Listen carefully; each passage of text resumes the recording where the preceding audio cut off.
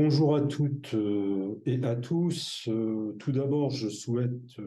remercier le collectif cadre encadrement de l'Union fédérale des syndicats de l'État qui a donc organisé cette initiative dans un contexte pour le moins particulier sur lequel je reviendrai. Et je souhaite encore plus particulièrement donc remercier Estelle Piernas qui exerce son activité professionnelle dans un établissement pour l'insertion dans l'emploi des plus jeunes et Fabien Tampenon qui exerce son activité professionnelle donc à la Direction générale des finances publiques et qui co-anime donc notre collectif cadre encadrement. Et bien évidemment, je salue donc la participation de tous les camarades à cette discussion. Ce contexte, pour ce qui concerne la période la plus immédiate, c'est celui de la réforme, bien évidemment, de la haute fonction publique, qui vient d'ailleurs de faire l'objet d'une nouvelle présentation au Conseil des ministres de mercredi dernier. Et je crois qu'il est important de dire quelques mots sur la communication issue de la réunion donc, de ce Conseil des ministres, puisque au terme donc, de la lecture de cette communication, nous pouvons mesurer l'important processus de réforme en cours. Je me contenterai donc de citer quelques dimensions de ce processus. La création donc du corps des administrateurs de l'État, la fin de l'ENA et de la création donc donc de l'Institut national du service public INSP, la création de la délégation interministérielle à l'encadrement supérieur de l'État. Mais c'est aussi la mise en œuvre d'une nouvelle politique de rémunération, c'est une chose extrêmement donc importante, nous semble-t-il, avec de fortes dimensions de rémunération que je vais qualifier de rémunération au mérite et de parts variables dans la construction donc de ces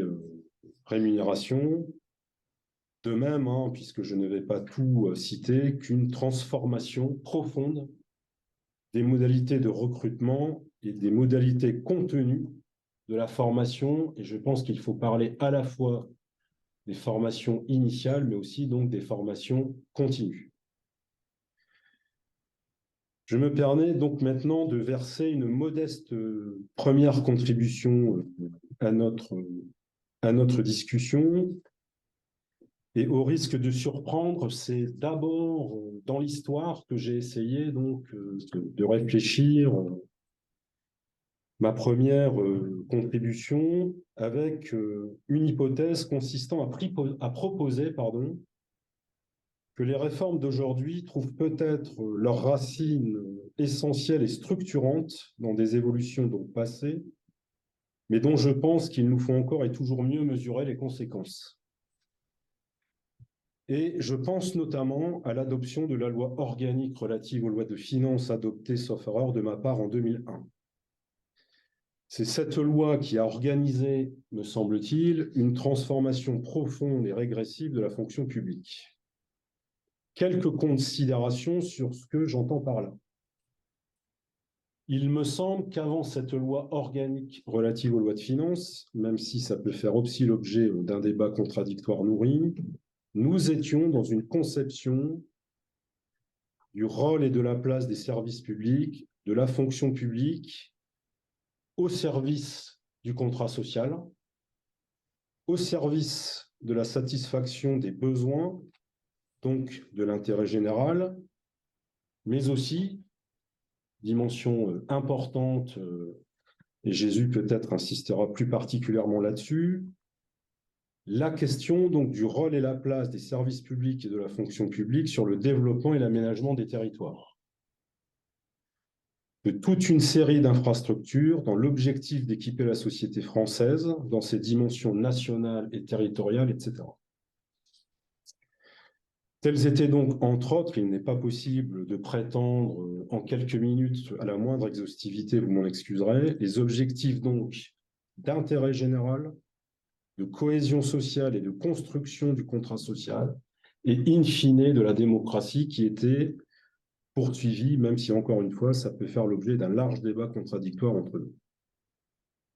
Et c'est à partir de là qu'une certaine conception des finances publiques et plus particulièrement de l'impôt était mise en œuvre. En 2001, il y a donc irruption, j'ai envie de le présenter comme ça, de la loi organique relative aux lois de finances qui organise, me semble-t-il, une rupture conséquente avec ce que j'ai pu dire de manière précédente, et on se retrouve dans la réalité dans une autre conception de la fonction publique, et y compris de la haute fonction publique, et des logiques nouvelles sont mises en œuvre. Ces logiques nouvelles, ce sont les logiques de coût rendement, ce sont des logiques de définition d'objectifs, d'indicateurs, d'élaboration de plans et de rapports annuels de performance. Avec d'ailleurs, corollaire évident, une nouvelle nomenclature budgétaire qui sont mises en œuvre avec des programmes et des missions. Et du coup, je pense qu'on comprend bien la logique poursuivie par les pouvoirs publics, une autre conception des finances publiques marquée par la recherche dogmatique d'économie, de rationalisation budgétaire. Et du coup, il me semble qu'en 2001, il y a une rupture sur laquelle nous, les membres de l'encadrement, les ingénieurs cadres et techniciens et toute la haute fonction publique, nous aurions intérêt à revisiter ça et de voir en quoi ce qui s'est déroulé à ce moment-là peut peut-être nous permettre de comprendre ce qui se déroule en termes d'enjeux, s'agissant donc de la haute fonction publique. Je souhaite maintenant pointer quelques enjeux clés par rapport à ça avant que Yann et Jésus interviennent. Je pense que quand on regarde quelques années après la loi portant transformation de la fonction publique et la question de la tentative, énième tentative de liquidation du statut général des fonctionnaires, il faut qu'on s'interroge s'il n'y a pas en fait une logique par rapport donc au contenu de cette loi sur la destruction de différents corps organisant la haute fonction publique. Au profit, par ailleurs, j'attire l'attention sur ce point, de la création d'un seul corps, dimensionné donc, s'agissant donc du versant État de façon interministérielle. Je fais ici, bien évidemment, référence à la création du corps des administrateurs de l'État, qui, de mon point de vue, mais encore une fois, Jésus et Yann nous diront comment ils analysent ça, change potentiellement et de façon structurante le rapport de la haute fonction publique et donc des hauts fonctionnaires au pouvoir public. Et potentiellement, par ailleurs,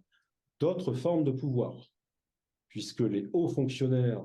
sont dans une interaction avec le pouvoir politique, mais de fait, les hauts fonctionnaires sont aussi dans une interaction par rapport à d'autres types de pouvoirs, et je n'hésiterai pas là à faire allusion au pouvoir économique. C'est donc une question que je souhaite donc nous poser dans le cadre de notre discussion comme étant une conséquence très importante sur la réforme qui est travaillée et initiée par aujourd'hui donc les pouvoirs publics. Dans cette même logique, n'est-ce pas aussi dans ce sens que nous devons penser et mesurer les conséquences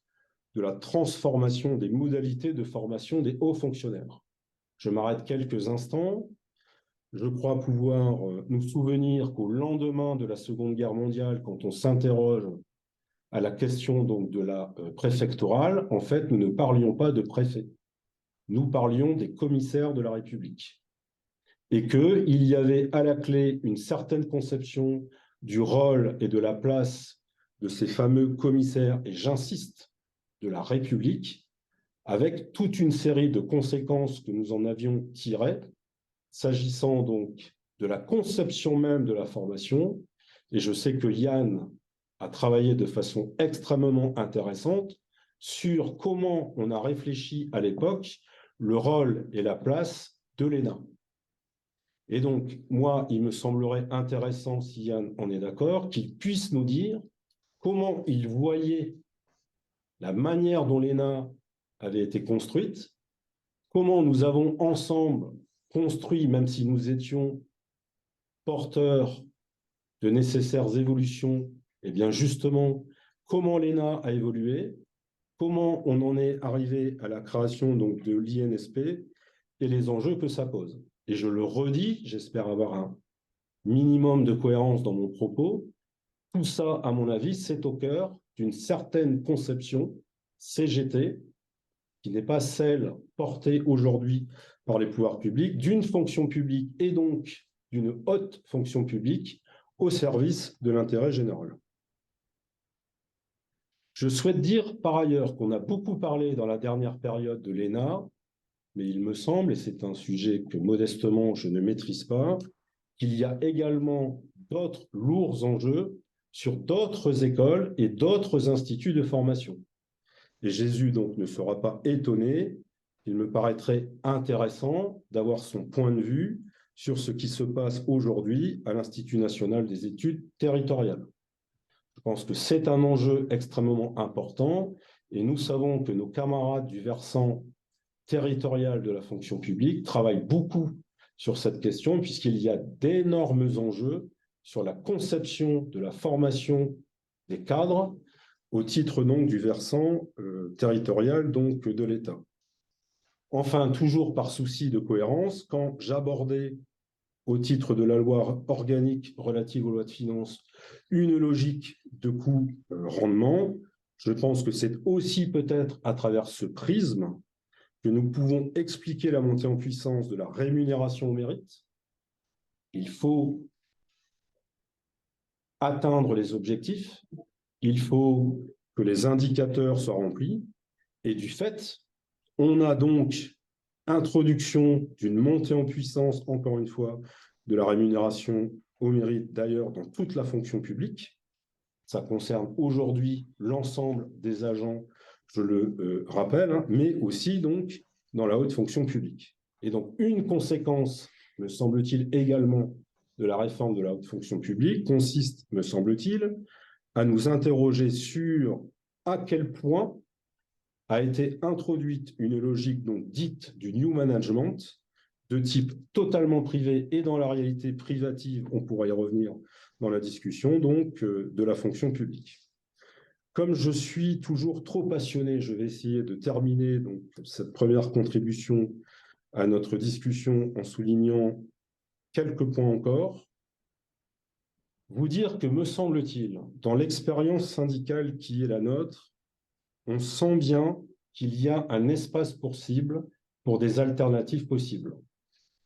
Je m'arrête quelques instants. Il se trouve que l'UFSE, la CGT fonction publique, c'est-à-dire nos camarades de la Fédération des services publics et de la Fédération de la santé et de l'action sociale, se rendent compte, parce qu'ils y travaillent, mais pas seulement, parce que aussi d'autres organisations y travaillent, qu'il y a une profonde aspiration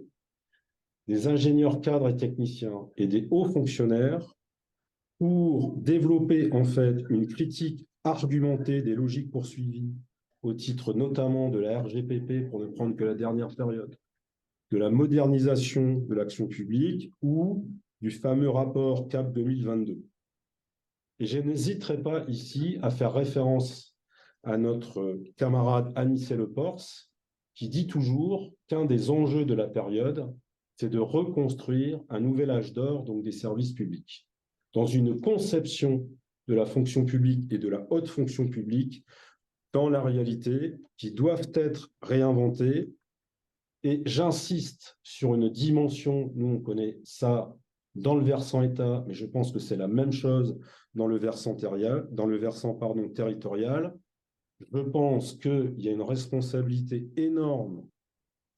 de la haute fonction publique que de reconstruire les compétences techniques de l'État, notamment quand on s'intéresse à la question des territoires, à la question de l'aménagement et du développement des territoires. Or, quand moi je regarde un secteur professionnel qui est celui de la sphère dite chez nous de l'équipement et de l'environnement, c'est typiquement, me semble-t-il, un secteur où on a organisé ces pertes de compétences. Et je pense, moi, qu'il n'est plus possible de continuer à se séparer de compétences fortes de l'État sur la dimension, donc, compétences techniques. Je n'ai malheureusement pas le temps de développer.